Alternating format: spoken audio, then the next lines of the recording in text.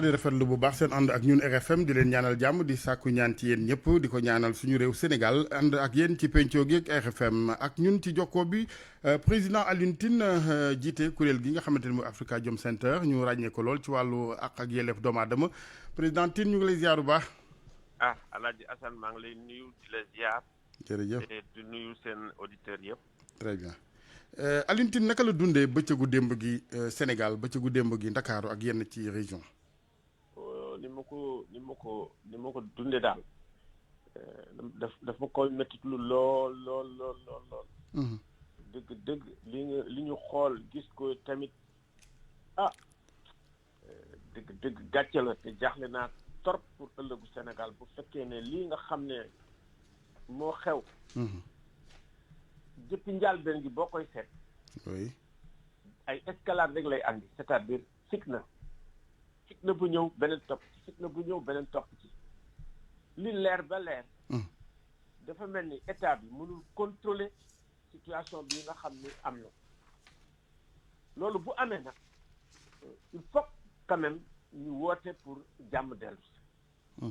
te wut ay pexe pour jàmm dellu si parce que kii bu continuer kenn xamul fan lay àgg kenn warul ñaan mu continuer. ñun dox nañ ci wax nañ ci ñaari côté yëpp. wax nañ. dem gis waxtaan ak Sonko lu yàgg toog fa lu yàgg sax waxtaan ak moom mu déglu ñu bu baax suba si ñu gis ko mu sol lu weex ma ko bëggul woon dem jël sol lu weex di dem léegi nag xam nga seen doxalin politiciens yëpp moom la ñu leader politique yëpp. amul kenn koo xam ne woo nañ la nga daal di dem rek te àndoog sa gàngoor ñu gunge la. defal la donc am na léegi nga xam ne moom la Serigne Abdou Aziz yal na yàlla yokk leeram. amiin yaa rabbi. ne dee leen jéggale di jëllale. surtout état boo demee nga xam ne am na ay situation yoo xam ne dafa nekk ay situation yu sensible du doole rek ngay jiital parce que fii quand même bi ñuy xool ba léegi doole la ñuy jiital. doole ba nga xam ne riposte lay indi. xam nga ñu ne dañu nekk ci situation de résistance. su amee affaire bu ndaw rek étincelle bu ndaw rek kenn xamul fu muy jëm lu mu yóbbu. affaire bu ndaw la te affaire yu ndaw toujours. oui. ay problèmes yu rëy indi sax ay guerre. donc affaire bi nañ ci mandu bu baax a baax man nag li nga xam ne. autant léeg-léeg ngeen sikkee état jaay doole gi léeg-léeg effectivement ci nuy gérer yenn situation yi autant également beneen wàll gi opposition bi Ousmane Sonko pour ce cas-ci parce que am na ñeneen leader opposition ñeneen ni leader ci société civile gi ñuy waxee nenn noo xamante léeg-léeg dafay ànd ak irresponsabilité ñoom it naka la ñuy def ba ñaari wàll yëpp d'ailleurs loolu laay jàmbat toujours c'est-à-dire que lii ñuy waxtaanee tey yëpp dañ ko waroon waajal maanaam bu ñu amoon ay espace yu ñu jubboo ci lenn li du ñu bàyyi ba mu ne kët na jonn Sénégal dañu bëgg à chaque fois rek bu néegu ñax bi lakkee ñu daw di wuti ndox. Alaaji Assane bi ñu génnee ñun dañu génnee benn rapport boo xam ni dafa génn feebaru démocratie feebaru état de droit feebaru gouvernance bi ñu ko génneeg léegi am na at maanaam li nga xam ne dañ koy wax nii te dañ ko génne ci sous région bi yëpp. donc li nga xamoon ni ñu ngi koy wax am na at moo commencé di génn ci sous région bi yëpp moo tax suñu rapport bi am na écho fépp ci sous région bi mais desoon na tuuti mais mu ngi doog a am écho parce que léegi ni ñuy tuddee crise yi ak crise démocratie crise de l'état de droit rapport boobu quand même moo ko indi. donc il faut que état yi ak gouvernement yi bu fekkee ne nit ñi def nañ seen gëstu. ñu leen di déglu di ko xool. di leen déglu mais ak recommandation yi en réalité lii ñuy wax nii. wax nañ ko sax ci biir li nga xam ne mooy assise nationale xam nga assise nationale. daf ñu dab. li ñu wax 23 juin daf ñu dab parce que jàngoro yi gisoon ba 23 juin éclaté mooy les mêmes jàngoro ñu gis mu éclaté tey. te it xam nga culture démocratique fépp la war a am ci parti politique yi seen culture démocratique des na. parce que léeg-léeg seen culture démocratique ci parti politique yi bu ñu ñëwee ci état bi la ñuy reproduire moo tax jàngoro bi ñu gis ci temps wu parti socialiste gis ko ci temps wu PDS. gis ko tey ci Macky Sall ëllëg bu ñu deful attention bu ñu ko xoolul faj ko ci parti yi fépp. day indiwaat lii. waaye nag loolu maintenant ci wàllu pajin wi également il faut que ñu fajee ko ak dëgg. waaw parce que jamono ji ñu toll ci réew mi dafa nuru jamonoy péete par parloo ak wutam buzz maanaam ku bëgg waa wàllu wale kontaan rek même boo dee sax nitu société civile nga taxaw ci wàllu wale wax loo xamante ni yow boo wéetee wér na ni waxu naafeq nga wax boo bëggee nguur gi kontaan it nga waxee ni maanaam naafeq googu yi lal mbir yi est-ce que ba kañ la ñuy am éclatement de la vérité parce que loolu rek moo mën a doon fondement li ci des yëpp ay tappale lay doon mooy jur sax feebar yi di génn ko génnaat. man du ma ko wax tappale. parce que dafa am ay contexte yoo xam ne. parce que quand même crise yi yëpp depuis 88 maa ngi koy vivre man crise 88 bi ñu jàppee Ablaye Wade ñu ngi doon génn di dox foofu laa ko xam ne niin ko ba mu xam 94 ñu dox ko 93 gis nga ni mu meloon élection yi ñu dox ci 98 2000 ñu dox ci donc 2005 la ñu commencé naan Ablaye Wade defal attention pour 2007 élection yi ba ngi doon jàpp di tëj moom tamit. ba ni mu ñëwee nii. donc li am mooy. bu ñu la falee nga nekk président de la république da ngay am doole ju rëy. kat doo am benn responsabilité maanaam. yow ci sa bopp da nga am ay pouvoir yoo xam ne c'est des pouvoirs sans limite. te it également des pouvoirs yoo xam ne kenn mënu ko contrôler amul benn institution boo xam ne mën na ko contrôler su ko defee. bu fekkee ne dëgg-dëgg ànduloo tuuti ak sa sago ak ñi la wër nga seet leen. am na ñoo xam ne lu la neex rek la ñuy bëgg. ñu defal la ko pour am luñ ci am. te bés boo ñàkkee nguur gi ñuy jëkk a daw. dafay tekki ne en plus clair amul avancée démocratique ci Sénégal. avancée démocratique ci ñu jàngoro bi nga xam ne moom lañ am. mooy li nga xam ne dañ ko jële ci France. muy 5e république. te adapté wuñu ko. 5e république sax évolué na France parce que tey boo gisee li xew ak Sarkozy mu ne président ak li xewoon ak Chirac ñu nga xam ne justice bi dafa am indépendance dem 5e république dañu jël li nga xam ne temps yi de Gaulle la. nga xam ne temps yi de Gaulle gis nga bu fekkee ne yow da nga bëgg inculper ministre da ngay demander autorisation gouvernement bi ñu doog la ko jox du dem sax du faale sax justice. ñooñu évolué na ñun évolué wuñ ñun li ñu am moo ëpp sax affaire buur. parce que temps yi buur yi foofu la état de droit am parce que pour arrêter despotisme pour arrêter ay dérives. loolu moo tax droit am. loolu moo tax état de droit am mais ñun nga xam ne ñun nekkuñu sax ci moyen âge état de droit loolu mooy problème donc il faut ñu gëstuwaat suñu institution yi te loolu bés bu ne ñu wax ko. parce que institution yi ñu am. mooy mabbal réewu Afrique yi moo am. xoolal li xew Mali. président doole am dooleem ñun ñu ngi génn di dugg ba ci coup d'état am fa ba leneen am fa. ñun nag balaa loolu di am. dañu war a commencer jëfandikoo suñu xel. jëfandikoo te xool ni suñu état bi dooleem yemul fa nga xam ni foofu la ñu yaakaar ni mën na faa ne. donc ministre de l'intérieur. il faut mu bàyyi guerrier force laissera à la droite déedéet. moom ci boppam bu amee xel tey danaan waaw man décision yi ma jël ba mu am lii. mais naka laa koy defee. tirer ci les leçons jàngat. tirer ci les leçons wàññi. ñu bàyyi jaay doole bi. léegi ba tey ci tolluwaayu réew mi président Alioune Tine kan ngir arbitrer kan ngir àtte maanaam kii pour arbitrer parce que dama gis ne dañuy dem ba situation dina indi sax yenn ànd yi nga xam ni waxuma dañ koy tere de waaye du xel du ko nangu société civile bu ànd ak opposition taxaw ci wet ga nguur gu taxaw ci wet ga d'autre part. gis nga amul jaxasoo foofu.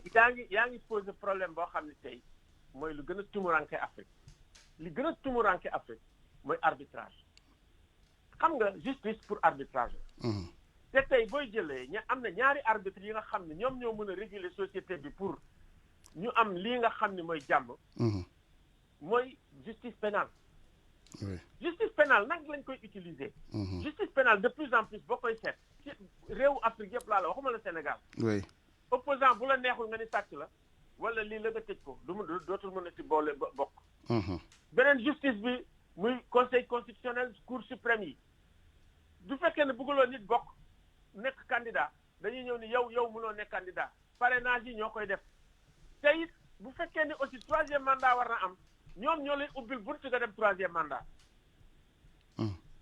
te it élection bu bonee du ñu ni bon na loolu da nga koy gis ci pays anglophone yi am na Malawi élection bi jaarul yoon président bi ni jaarul yoon ñu defaraat ko am na Kenya pays anglophone yi ñu ne élection bi jaarul yoon ñu defaraat ko mais doo ko gis mukk pays francophone yi.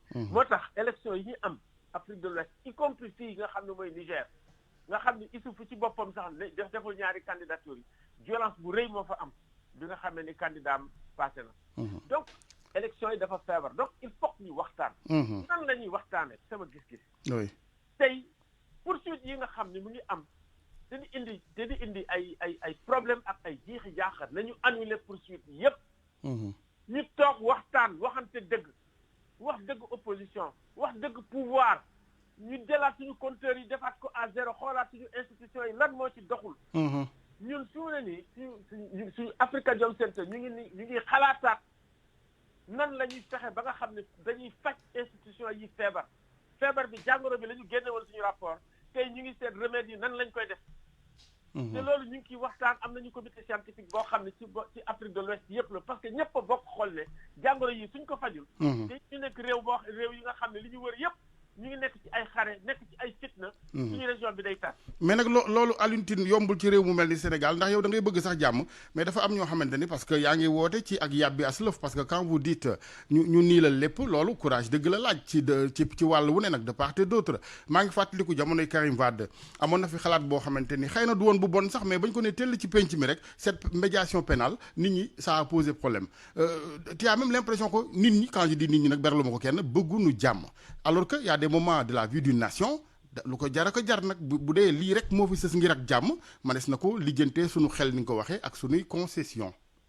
xam nga fii kenn mooy jël ndogal kenn rek moo am ndogal moom mooy baax muy président Macky Sall.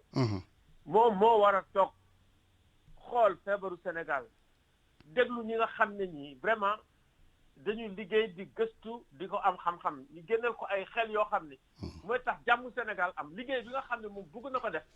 pour Sénégal naat mu def ko loolu pour mu def ko tey moom moo war a xool parce que gis nga politique courage ci la bokk. maanaam nga am fit am jom ci la bokk nga ne man de lii de bu ma ko defee de lii rek mooy sës pour jàmm am te jàmm pour mu am tey. foog nga annuler poursuite yépp. mu annuler ko ni nañ leen toog waxtaan. ñu toog waxtaan defaraat Sénégal defaraat institution yi. te ñëppay ànd ak moom. tey bés bu ne dafa ne man jàmm laa bëgg gis naa lii def na mais comme ni muy wax teg naa ci sama kudd tey mu ne annulé naa yépp teg naa ci sama kudd parce que fitna bi jaru ko dinaa arrêté. mais bu boobaa di nga wax ak ses interlocuteurs également.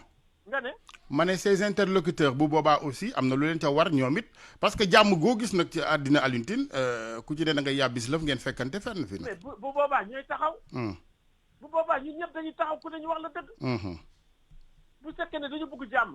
jàmm nag bu fekkee ne dañu ko bëgg a am ku nekk da ngay am sa fit am sa courage nga ni lii mooy indi jàmm. dëgg la diw def leen nii diw def leen nii. parce que aussi ku nekk da ngay joxe. dëgg la waaw il faut que yàbbi gi waaw j'insisté beaucoup ci mot boobu il faut que ak yàbbi am. il faut ak yàbbi am. Sénégal dox. très bien te tey man li ma gis ne xam ne moo gaaw andi jàmm andi waxtaan. indi dal mooy ñu annuler poursuite. te kooku tamit courage politique la courage politique boobu na ko Macky Sall jël. très bien en attendant leneen ne préoccupation fa laay daaneel ak yow président Alioune Tine nga baal ma ngeen baal ma mbokk yi mooy wàllu alalu askan wi laata seen alal seeni bakkan sécurité boobu de façon globale nañ ci bàyyi xel parce que boo xoolee ci coow yi fi am yëpp ñenn ñi njort ne politique a koy lal ci réew mi ñenn ñoo ciy loru ñi demoon ba daaba ubbi benn magasin. am loo fa def ngir jaay ngir sa kër ñu xëy ci benn genn wàllu waxtu ne ko fuuf yóbbu station d'essence yi nga xam ne ay doomu Sénégal ciy liggéey magasin yi yëpp tey jii ñi ci loru ñëpp mooy daanaka yenn citoyens yoo xam ne yëgunu tinunu Pastef funu nguurunu parti wunu beneen. kooku moom man violence yëpp mu nekk violence politique mu nekk violence d'État violence yëpp la ñuy condamné ak fu mu mënti jóge te kooku responsable politique yi seen bopp sax dañu war a dénoncer violence politique bi kooku moom sama ligne boo xam ne moom la mus a am. ki ko mën a dénoncer mooy kii am retenu ci ay waxam léeg-léeg dañu gis ne yenn kilifa yi seeni wax sax mooy taal réew. loolu yëpp xam nga kooku yëpp mooy jàngoro bi nga xam ne jàngoro démocratie du ci état bi rek. du ci ñi nga xam ne ñoo nekk au pouvoir rek même ñi ne ci opposition bi ak ñi opposition bi doxe ak ñi seen parti doxe ci jàngoro ji la bokk. parce que culture démocratique da ngay du opposition pouvoir rek moo ko manqué. opposition sax daf fay manqué. oui te loolu mooy indi kii donc il faut ñu seet nan la ñuy développer encore suñu culture démocratique ñu seet li nga wax arbitrage lu gën a am solo nga noonu. parce que bu fekkee ne dem nga ba ci sa institution d'arbitrage bu lu ñu wax. oui ñi ñu yaakaar muy par exemple leader traditionnel yi ak coutumier yi bu ñu waxee kenn du leen dégg. leader religieux yi bu ñu demee bu ñu waxee kenn du leen dégg mooy ñun war nañu defaat. benn suñu institution ñaar suñu société. ñaari feebar yooyu boo ko boolee. oui musiba am na te loolu moo am Afrique. ak feebaru koom-koom bi ndax démb gis nañu ñoo xam ni sekkee nag njaween yoo xam ni ñoom defe naa ne ceeb ak diwlin gee leen taxoon gën a jóg. feebaru koom-koom bi moo métti dëgg. c'est-à-dire que derrière violence yi. du affaire u Sonko rek. Sonko révélateur la. Sonko dafa génne feebar yi nga xam ne moo gën feebar yi xiifa nga ci. ndóol a ngi ci ak ni ko pandémie bi indee. ni ngay tegalee aussi li ñuy wax couvre-feu yi. ba pare nga xam ne yow doo xool li muy gàllankoor lan nga leen di indil tegal pour ñu lekk pour ñu naan dafa loo leen ko nga def ko. bu fekkee ne am na ay porox ndoll. nit ki bu demee ba amatul lu mu lekk amatul lu mu naan animal lay ne. très bien Alioune Tine lan ci lii nu dëgmal nii quand même qu'est-ce qu'il faut faire parce que il faut aller vers l'action quand même bu ko laajee ngeen dem ci kilifa diine yi ngeen dem ci seeti le président de la république ngeen dem seeti opposition bi. man li may appelé mooy suñu xarit généraux yi nga xam ne bu ñu demee ba nga xam ne tës nañ ñoom nañ jóg yëkkati seen kàddu ne nañu annulé poursuite yi nga xam ne am na ñi nga xam ne dañ leen jàpp yëpp nañ leen bàyyi. ba pare teg waxtaan boo xam ne dañ ci ànd ci dëgg. ku ne ñu wax la dëgg. ku ne ñu wax la dëgg. waaw c'est important ñaan vraiment suñu xarit généraux yi que tey fi nga xam ne Sénégal toll na fi. fitna bi kenn xamul fan la jëm. il faut ñu yëkkati seen baat ne président de la république. annuleel poursuite yi. oui bi ci des ñun ñu taxaw su ko bu ñëpp taxawee parce que arbitrage tamit bu ñu déggee ba fenn xam nga dañu am lu ñuy wax ay constitution yoo xam ne c'est des constitutions yoo xam ne kenn du ko dégg du ñu wax elles sont silencieuses. constitution silencieuse yooyu mooy lan mooy autorité te autorité morale lay doon. mooy légitimité. mooy conscience bi nga xam ne ñun ñi am nañ ko. or tey par rapport ak suñu institution yëpp défiance moo am défiance day am ba ci marbu yi. donc il faut ñu toog waxtaanaat lépp tabaxaat lii nga xam ne. mooy suñu institution tabaxaat lii nga xam ne mooy suñu société ku nekk ak sa ak sa yelleef ñu jox la ko lépp loo xam ne lii dafay indi fitna ku ko am ne ñun ñu mën a taxaw wax yow. lépp loo xam ne day indi jalgat ak yelleef. ku ko def ñu taxaw wax la ne kii day indi ak jalgati ak yelleef. très bien mais il faut que ministre de l'intérieur wax ji nga xam ne moo koy wax force doit rester à la loi dañuy doore. nañ ko arrêté. wax jooju vraiment nañ ko arrêté. très bien ñii tamit naan dañuy def révolution nañ ko arrêté. mais il faut que ñu poursuite yi nga xam ne poursuite pénale yi nga xam ne dañ koy def nañ ko arrêté. ca ñu def ñu taxaw seetlu gu wér sax parce que président Alioune Tine xaw ma ndax démb xam naa minuit mënu laa fekk ci mbedd meeg yooyu mais boo gisoon xale yi génnoon ay minuit ak yooyu amuñu sax 16 ans wala 17 ans man li ma gën a yéem mooy loolu cette horde de jeunes yoo xam amuñu sax lu mat ñaar fukki at ne ci mbedd mi à 7 heures mais tu te poses beaucoup de questions. xam nga lan la li ñuy dund seen biir kër yi la li ñuy dund seen biir kër xam nga ñun ñi li ñuy dund seen biir kër yi. ak métti bi ñu ci dund. duñu lekk bu baax duñu naan bu baax duñu am lu ñu kiyee amuñu liggéey amuñu futur. jeunes yi amuñu futur. c'est bien que man wax naa ko waxaat ko dinaa leen jeunesse bi ñu am ak génération bi ñu am amuñu dara ils n'ont rien à perdre. xam nga nit bu demee ba xam ne tu n'as plus rien à perdre maa ngi dem ci géej gi bu ma dee sax du ma wàññi dara moo ma gënal dellu si nit ñi bu ñu tolloo foofu nga xam ne toll nañ ci situation boo xam ne situation bu. doy waar la te il faut que situation boobu. xel ak xalaat. kon kay urgence bi moo doon wàññi yooyu jeune parce que tant qu'il y a vie y a espoir urgence bi moo doon moo ñu war ñun ñëpp ñu wàññi leen proposer leen leneen. proposer leen wàññi leen te alal ji nga xam ne réew mi dafa am alal. réew mi dafa am alal nañ ko pencoo. xool ku ci ne. li nga yelloo ñu jox la ko. waaye alal ji mënul am benn espèce de classe politique moom la. xam nga li ñuy wax la mal représentation dafay am. nga accaparer institution yi nga accaparer ressources yi mu am vraiment inégalité sociale li mu am fii ci suñu réew yi te ñu am alal moo ëpp ci àdduna bi loolu du yoon Afrique de l'Ouest. femme def nañ étude yi kooku du yoon. très bien boo ko alal ji ñun ñi ku ci ne ñu jox la sa wàll. jërëjëf ekk di naan di am école di faj di faj.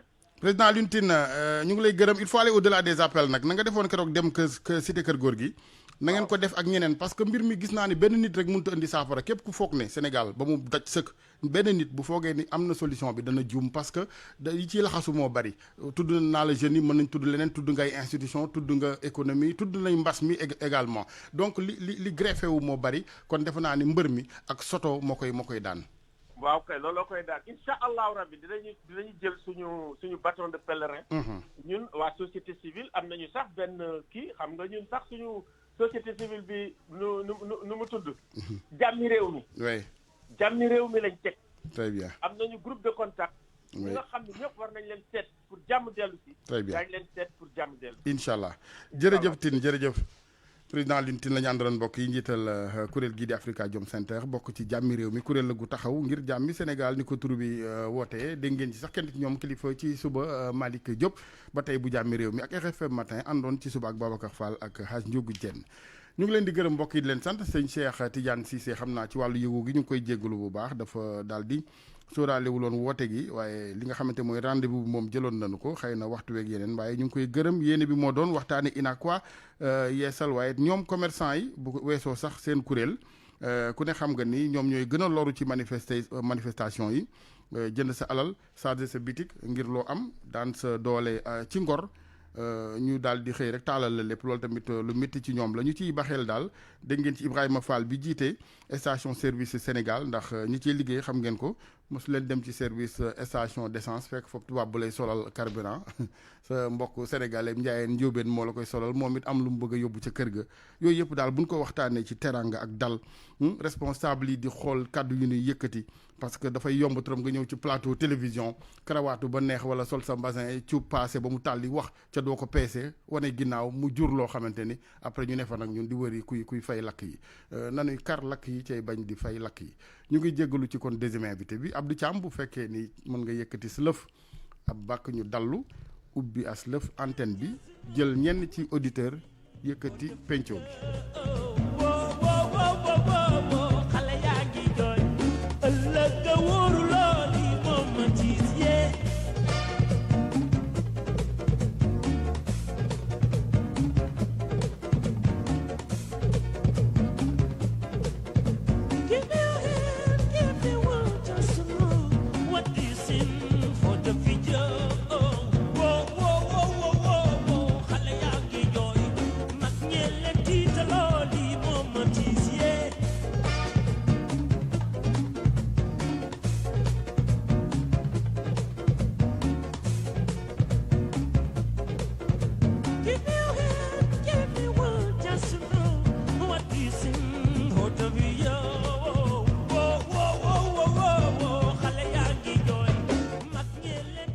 ...88 628 14 14 mbokk yi bëgg a waxtaanee réew mi la fi xew démb ni ngeen ko dundee ak lu ngeen ci xalaat ne li nga xamante ni mooy bunt ca mën a génne asalaamaaleykum. maaleykum salaam. bisimilah. El Hadj Assane Gueye. waaw. maa ngi lay sant di la gërëm. jërëjëf Ka jërëjëf. di rafetlu sa liggéey. alhamdulilah ak groupe RFM yëpp. merci beaucoup. El Hadj Malick Ka. jërëjëf Ka jërëjëf. Assane. li nga def de lu rafet la lu baax la ñëpp bu ñu meloon ne yow réew mi day gën a yokk loolu nag dama lay ñaan yàlla la yàlla dafa li gën si yow. amiin ñu bokk yàlla la yàlla taxaw vraiment. amiin El Hadj bu baax nga sunu nijaay nga sunu papa nga li nga def loolu moo baax si réew mi mooy ñu pencoo réew mi comme li ngay def chaque jour. encore une fois. jërëjëf Assane. Sonko nag wax dëgg yàlla man xaaruma ko woon. ci salle de massage wax dëgg yàlla de ay militants am yu bari loolu mere nañ ci moom parce que bu mu ñu woon Sonko dina dem foofu. mais Alaaji waaw. xam nga li ëpp solo mooy réew mi wax nga ko ci sa njëlbéenu wax ca réew mi fi mu toll démb ak liñ ci dund loolu la ñuy waxtaane tey loolu mooy la question du jour. waaw loolu xam nga loolu. xam nga bu nu fekkee ni waaw nga baal ma rek buñ fi mënee wax ci loolu daal li xew démb. waaw xam nga loolu. parce que li nu gis ñun la ñuy waxtaanee ñu bari gàllankoor nañu am na ñu wàcc amuñu fu nu jaar ñibbi am ñu yàq seen i alal ak yooyu loolu est-ce que baax na ci réew mi. waaw loolu. loolu man maa ngi koy ñaawlu de wax dëgg yàlla man maa ngi koy ñaawul encore une fois de Assane. lu ko fa mën a jëlee. li ko mën a jëlee rek ñu def ay médiation pénale. te loolu li ñu mënul wax naan Assane. loolu amul. te aussi xam nga fi ñuy dem di yàq ay osa kii bi. loolu ginul. te aussi maa ngi ñaan kilifa diine yi Assane. kilifa diine yi. dañuy bay benn affaire bu mu yàqu ñoom doog jóg nee na waroon nañu wax nangam waroon nañu wax nangam. nañ jóg awa affaire bi. ñoom ñu wax ko day ñeneen ñi xam dañuy war a kelal ñi xam ne ñoom war nañ si wax. dañ ko xelal moom dañ ko def médiation pénale ñu def ko affaire civile. te aussi suñu justice bi Assane nañ ko wóolu. parce que képp ku si am problème Assane. foofu gàcce. dëgg la kon fi ngay dem di joori yoofu Assane. da ngay am foofu confiance. dëgg la ci Assane beneen affaire bi mun naa la ko wax tey. ñett ñi du ñu kelal président lu baax ñett nit yi. Mamoudou Saleh. ministère de l'intérieur bi Risek. ñett ñi Malick ñi yàqal Macky Sall ci lañ bokk. jërëjëf Ka 88 628 14 14. asalaam Alaaji Assane na nga def. ñu ngi sant yàlla bu baax. Ousmane Dem la Porosanti Gabon. sëñ Ousmane bisimilah.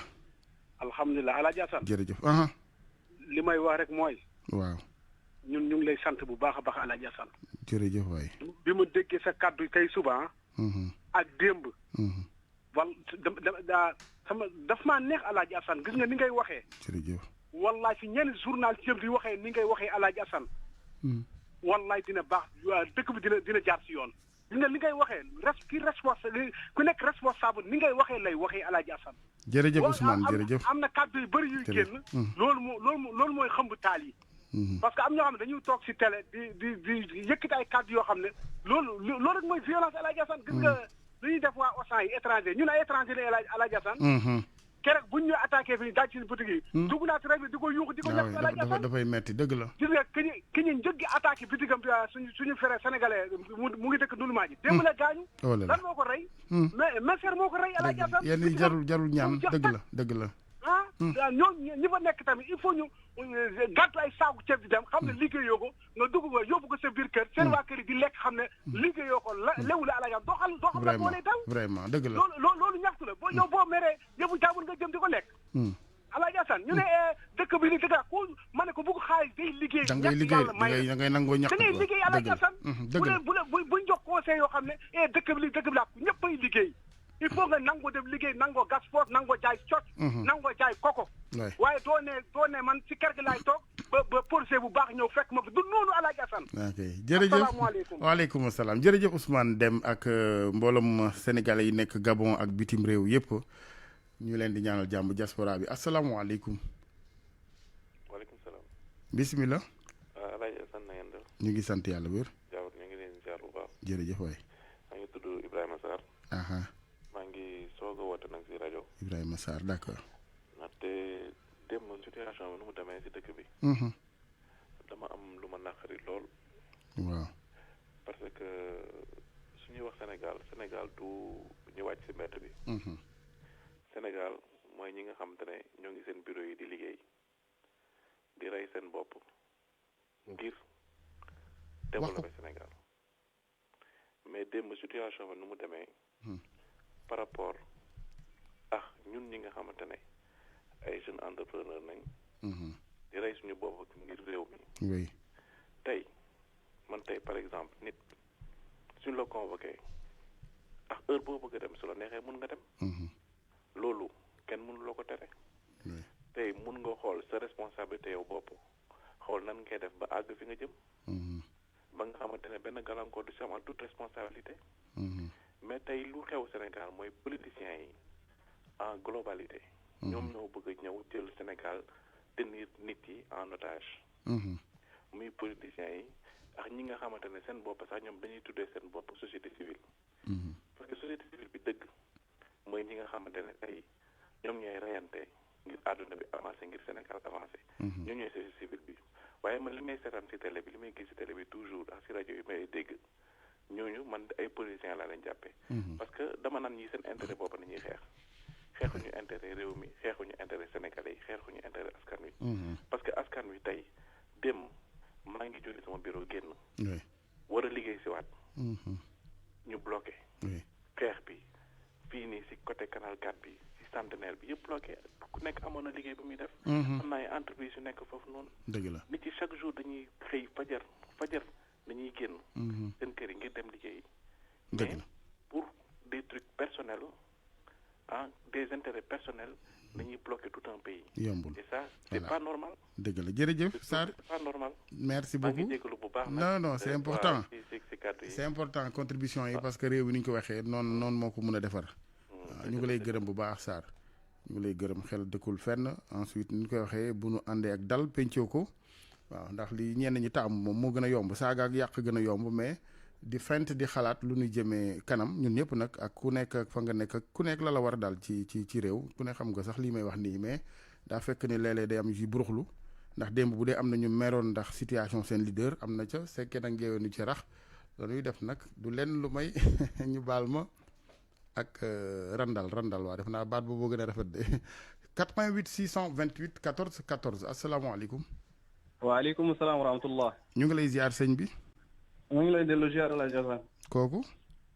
kii Ba Gabon la Arona la tudd. Arona waa Gabon. waaw. waa Gabon ñoom macha allah bisimilah. waaw ñu ngi toujours waaw gars waaye dañu déglu seen émission bi. naka foofu. ñu ngi ci jàmm rek comme li nga xamee affaire bi man ma xaw a yàgg ci ligne bi xam naa ne kër di biir mu ngi waaj a jeex quoi. ayca tënkal. li ma bëgg wax rek gars yi nañu daal quoi. lu mën a xew Sénégal suñu Sénégal la.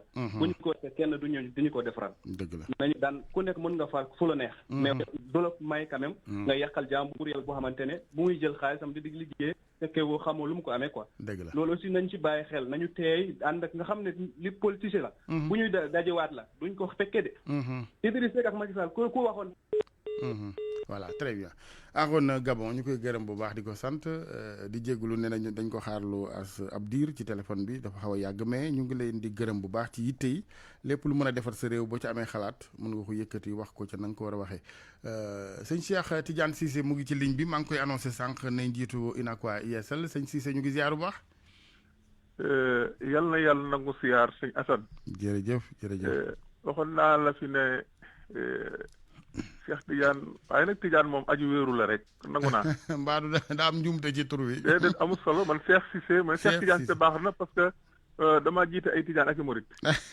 loolu kay macha allah te Tidiane nag Murit Tidiane yi moomuñu ko parce que ñu xam ne Tidiane aju wéeru la. wéeru ci yàlla loolu mooy Tidiane yu. macha allah donc amul benn problème maa ngi lay sant sëñ Assane di la gërëm. jërëjëf Cissé. ñu ngi di la ñaanal yàlla amiin ñun yàlla bi. oui sëñ Assane. dégg nga ko ci waxtaan yeeg wàllu xat-xat yi jamono ak ñi ci yàquleeg manifesté yi. waaw à chaque fois rek dugguleet Sénégal vraiment yàgg na dund yu ni mel. l'idéal xaw ma nag ndax dinañ ko jotam déet mooy bis ñu dem ba xalaat yi di jongante. kurpañ yeeg xeer yi bañ a di jongante mais mu doon jongante xalaat ngir citoyens yi ci yàqule dont vous faites partie yow nan nga gisee li xew démb ci réew mi. li ma ci gis mooy naqarlu ko rek. sëñ Assane. ndaxte dama jàpp ne mbas mi mu amee. commerçant yi ñoo ci gën a sonn parce que jaayeetuñu ñe leen amee ni bor sax fayeetuñu leen. ñu sonn mais ñu am seen ngor waxtu wuñu leen jaay leen ñu jaay buñu leen tëj leen ñu tëj mosoo dégg bi mbas mi am ba te benn commerçant bu manifesté. pourtant amoon na lu ñu leen def lu leen métti lool waaye nag dañoo nekk patriote. ñuy góorgóorlu di góorgóorlu ba defee ne mbas mi war nañ ko daan comme ni ko Youssou Ndour di waxee.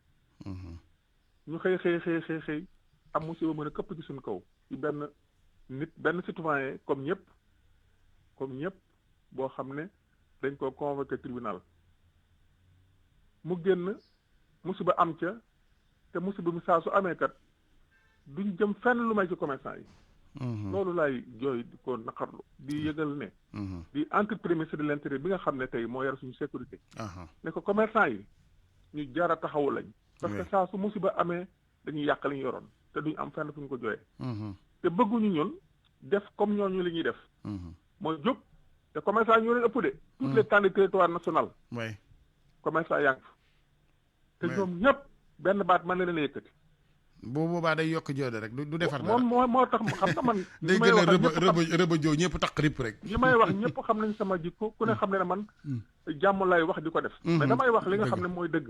te ne commerçant yi liñ leen di teg dafa metti dama bëgg dëgg la état bi aar leen oui parce que mënuñu rek saa su monsieur amee ñu lakk seen i bitik lakk seen lépp ñu toog te ñu mën koo faj loolu moo normalul dama bëgg dëgg la su fekkee mbir xewatina xale yi itam ma di leen wax ne leen du normal bu ñu amee lu leen naqari ñu daw rek jëm ci commerçant yi loolu aussi affaire bandisme loolu rafetul parce que commerçant bi da kenn ku ci nekk yaa ngi yàq commerçant boo xam ne bi ci sa côté sa yaay wala sa papa su jaaxle ca lay dem mu lebal ko dépend dëgg la mais loolu normalul damay interpellé tous les temps du territoire national ne leen commerçant nañ leen bàyyi di yëgali nit ñi ne leen def politique jarul taal am réew ndaxte sëñ Assane nguur yàllaa koy joxe dëgg la qul lillaahu maalikal mulk tuutil mulk man tasaaw wa tansihul mulk liman tasaaw wa tuhisu man tasaaw tusillu man tasaaw bi yaddikal xayr innaka ala kulli shay'in qadir nguur yàllaa koy joxe mais kenn du ko jot ci taala station yooyu du lu normal ñiy jiite di wut réew mi nañu waxante ak ñi nga xam ne ñoom ci seen bopp ñoom lañ yaakaar ñu fal leen ëllëg na leen ñii kenn du ko jëlee am réew ñi nga xam ne ñoo yore réew mi yërëmee itam loolu mooy yoru bu réew dëgg la lii may wax de maa ngi toog turu commerçant yëpp parce que dañu sonn de sëñ Assane ah oui métti na moom waaw vraiment man ba d'accorduma kuy am la naqar rek dem ci commerce taal ko sàcc lañ sax duñu taal finalement ay sàcc lañ justement parce que li ñuy def station Auchan loolu rafetul ministre intérieur warloon na ak yéen ak taxawu ci wàllu kaaraange il faut mu taxawu war la ko mais à votre niveau yéen ci wàllu marché itam ngeen gën a waxtaan organiser wu par rapport ak la sécurité nañu waxtaan lañ parce que tudd nga wax bu am solo sànq du rek manifester am na yéen ay sàcc lañu oui sàcc lañ waaw léegi mais il faut s'organiser di barricade wu léeg-léeg ngeen wax am ay heure wàcc xam nga bien évidemment loolu lépp après ndimbalu état bi moom moo war a lal lépp moom gis nga ñun bu état bi ne nañu wàcc 6 heures bi mbat mi ay ba tey suñu asan c'était ma lay fleur de waaye yaa ëpp loo ciy wax man maa ngi dégg lu rajo yëpp mais mosoo dégg benn commerçant bu résisté ñu ne ko deer ubbi dimanche deer tëj dimanche mu ne du ma heure bu ñu leen waxee ak discipline luuma yi bu ñu ko tëjee ñu nangu ñun amuñu problème parce que xam nañ ñun la ñuy defaral xam nañ ko mais dama bëgg au retour ñu aar ñu dëgg la lii moom vraiment mënul wéy parce que démb lii nga am te maa ngi entreprise sénégalais yëpp ne leen bu ñu amatee problème lañ ko réglé ci seen biir te bàyyi commerçant yi moo gën loolu laay ñaan te loolu laay ñaan état bi di ñaan ministre de l'Intérieur vraiment mu xam ne sonn nañ jërëjëf Cissé ñu lay gërëm sëñ Cheikh ñu ngi lay sant bu baax merci beaucoup man nii maa lay sant merci Cissé parce que bëggoon na may sama carte aw ma fu ma jaare pour wax ko parce que démb vraiment sama xol dafa jeex dëgg la jërëjëf merci Guèye merci yàlla dellu si jàmm ci réew mi defal ko ñëpp Abdou Thiam moo nekkoon ci technique bi Yacine Pouy ci wàllu service digital réalisation Barthélémy Ngom 10h ñu ànd ak yéen ak ministère de la santé et de l'action sociale ci tolluwaayu mbas mi ci réew mi ñu yendu ak jàmm